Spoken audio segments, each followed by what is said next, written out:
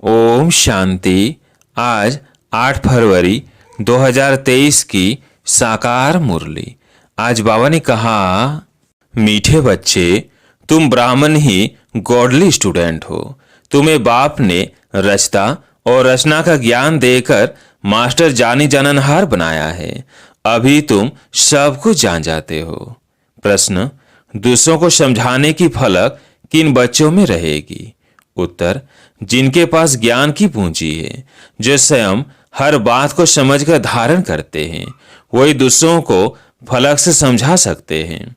तुम्हें फलक से सबको बाप का परिचय दे उनसे वर्षा लेने की विधि बतानी है। गीत है, तकदीर जगाकर आई हूँ। ओम शांति। वास्तव में यह गीत गाने की जरूरत नहीं है, परंतु बहलाने के लिए यह आवाज करना पड़ता है। वास्तव में आत्मा को आवाज करने की दरकार नहीं। आत्मा तो आवाज से परे निर्वाण धाम जाने चाहती है। बहुत बाजे गाजे तालियां आदि सुनकर आत्मा थकी हुई है, इसलिए अब बाप को याद करती है, हे भगवान मुझे ले जाओ। बच्चे जानते हैं यह बाप हमको समझा रहे हैं। जैसे घर में बाप और दादा दोनों बच्चे बच्चे कहते हैं।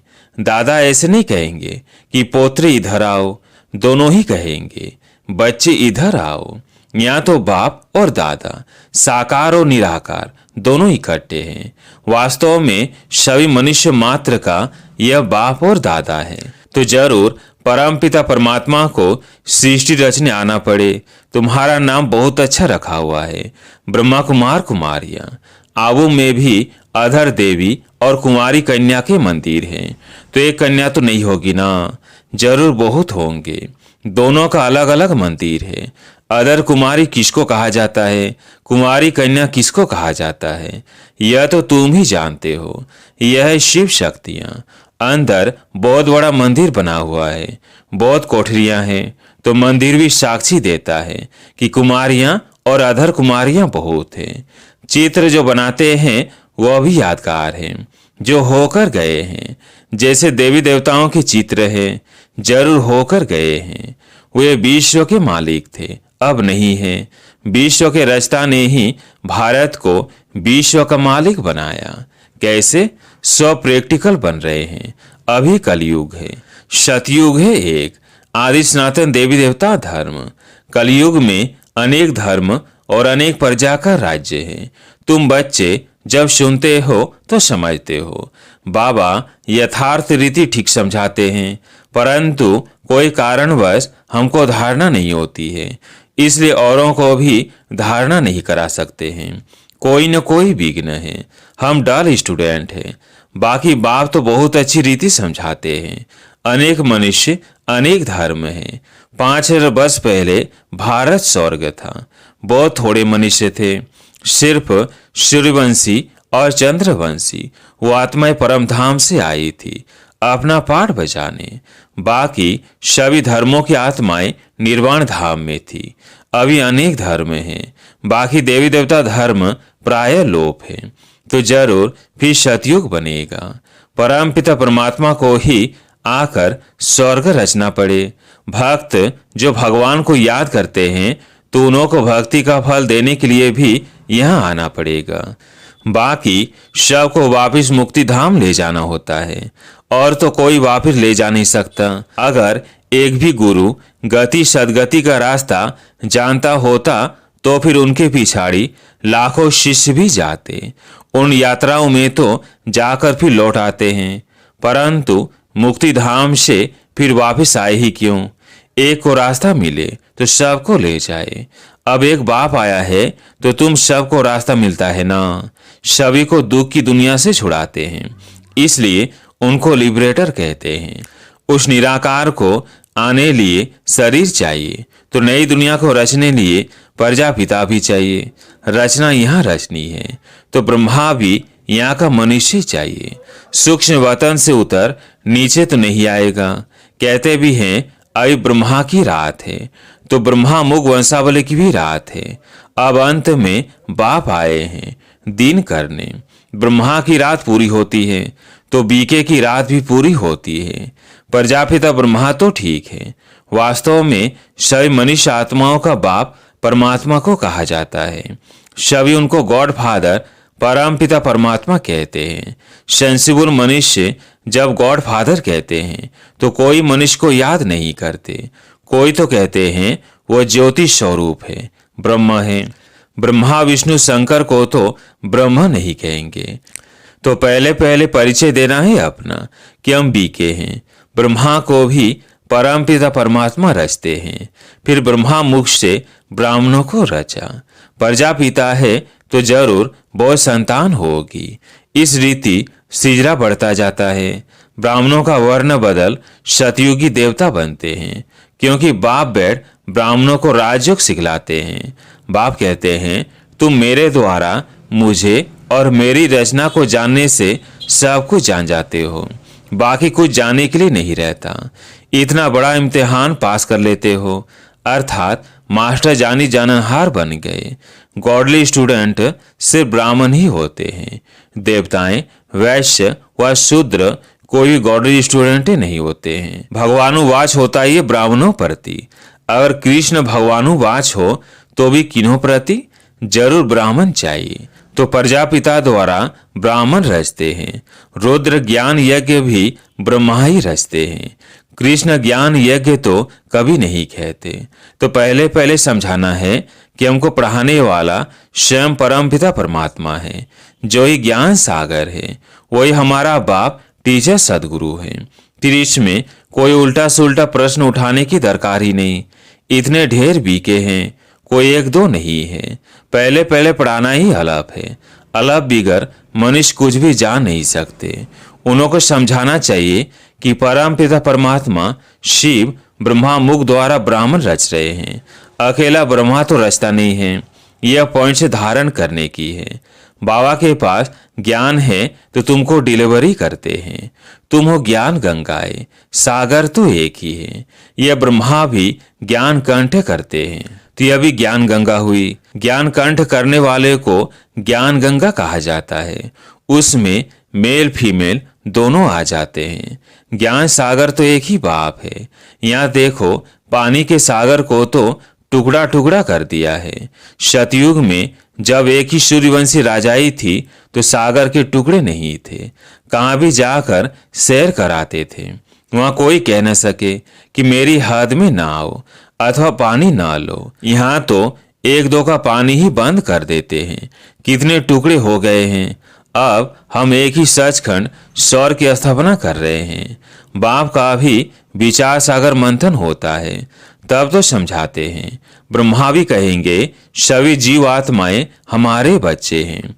आदि देव अथवा आदम सभी का बाप है। ऐसे नहीं, उस समय कोई मनुष्य नहीं थे, फिर आदम ने आदमी पैदा किए। नहीं, निराकार बाप को पहले जरूर आदम में आना पड़े, तब तो मुख वंशावली रचे। बाकी ऐसे नहीं कोई मुख से निकल आए, वह नासिक या पवन से पैदा हुए। यह सब है भक्ति की बातें। मनुष्य तो कच्छ मच को भी पूछते रहते हैं। तो पहली पहली बात है कि आत्माओं का बाप कौन है? वह जरूर स्वर्ग रचता होगा। अब तो नरक है।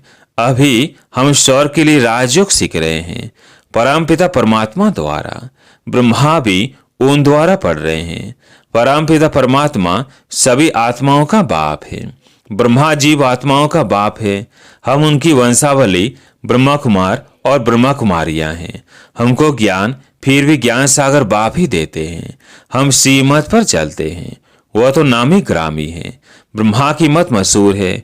ऐसे कभी नहीं कहा जाता कि विष्णु भी उतर आए, तो भी तुम नहीं मानेंगे। यह ब्रह्मा के लिए कहा जाता है। उनको ज्ञान देता है शिव। तुम भी श्रीमत पर चल श्रेष्ठ बनते हो। बाप समझाते हैं कि मैं आकर देवता धर्म की स्थापना करता हूँ। यह जो आज समाजी इतनी खींचपीट करते हैं, उनको बोलो तुम देवताओं को तो मानते नहीं हो, उनको खंडन करने वाले हो। हम हैं देवी देवता धर्म के। तुम्हारा धर्म अलग, देवी देवता धर्म अलग है। हर एक को फ्रीडम है, अपने धर्म में कुछ भी करे। मुसलमानों का धर्म अलग है। वो बहुत डिबेट करते हैं कि तुम ऐसे क्यों करते हो। वैसे हमारा धर्म आदि सनातन देवी देवता धर्म है। उसका ही प्रचार करते हैं। तुम इंटरफियर क्यों करते हो?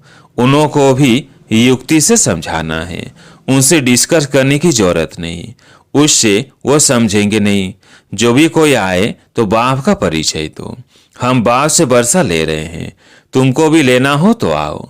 बाप अमरलोक स्थापन कर रहा है, इसलिए तुमको पावन जरूर बनना पड़े। बाप कहते हैं इस रावण पर जीत जरूर पानी है। हम शक्ति सेना जीत पा रही है। हमारा उस्ताद कैसे हमको जीत पाना सिखला रहे हैं। सो आओ तो हम तुमको समझाए। अगर तुमको जीत पानी है तो तुम भी शक्ति दल में शामिल हो जाओ। बाकी फालतू बातें मत करो।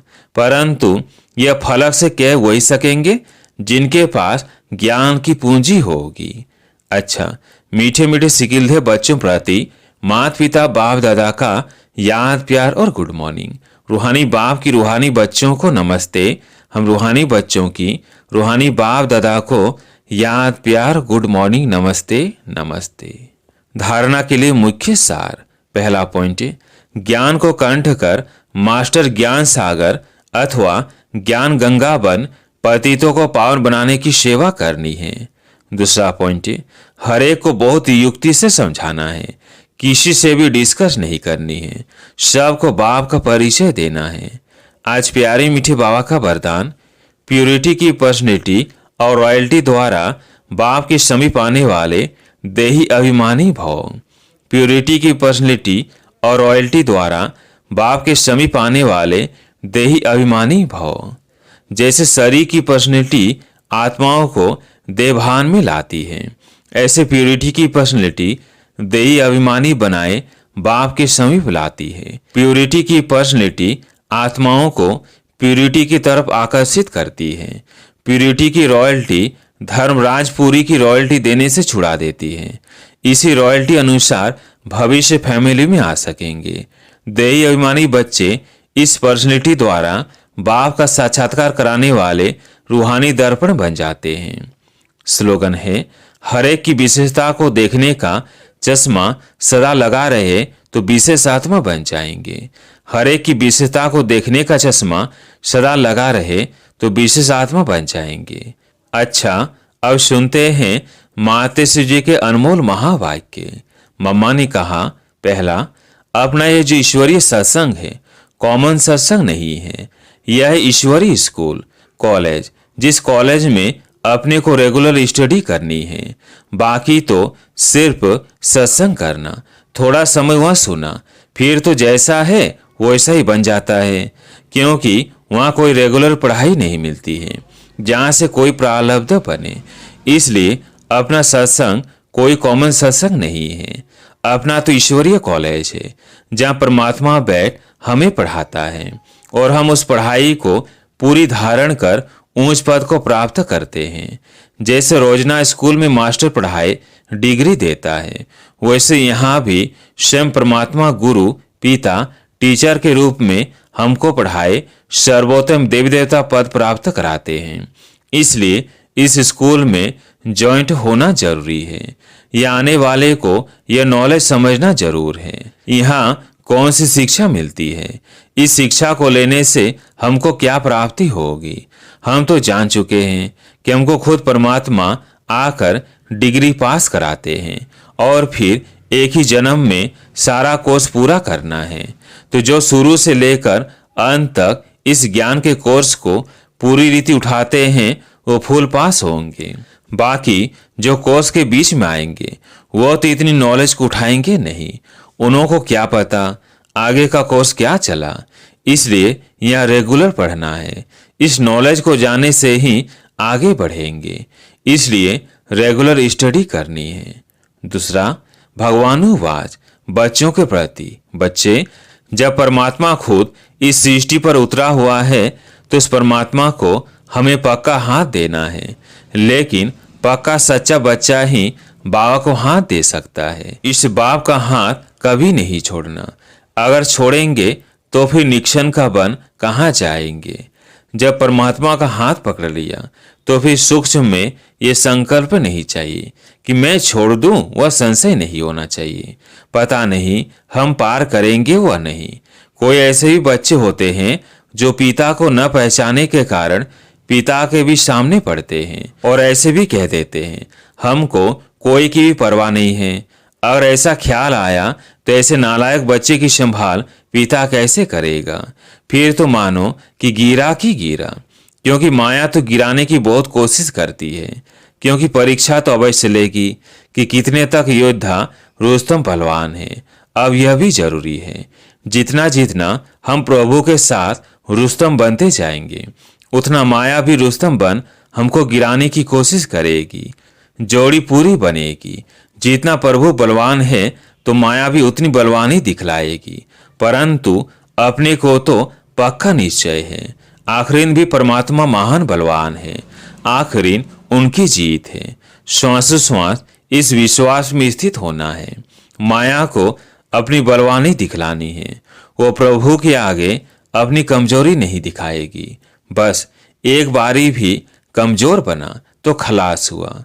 इसलिए भल माया अपना फोर्स दिखलाए, परंतु अपने को मायापति का हाथ नहीं छोड़ना है। वो हाथ पूरा पकड़ा तो मानो उनकी विजय है। जब परमात्मा हमारा मालिक है तो हाथ छोड़ने का संकल्प नहीं आना चाहिए। अगर हाथ छोड़ा तो बड़ा मूर्ख ठहरा। इसलिए परमात्मा कहता है, बच्चे, जब मैं खुद समर्थ हूं तो मेरे साथ होते तुम्हें भी समर्थ अवश्य बनना है। समझा बच्चे? अच्छा, ओम शांति।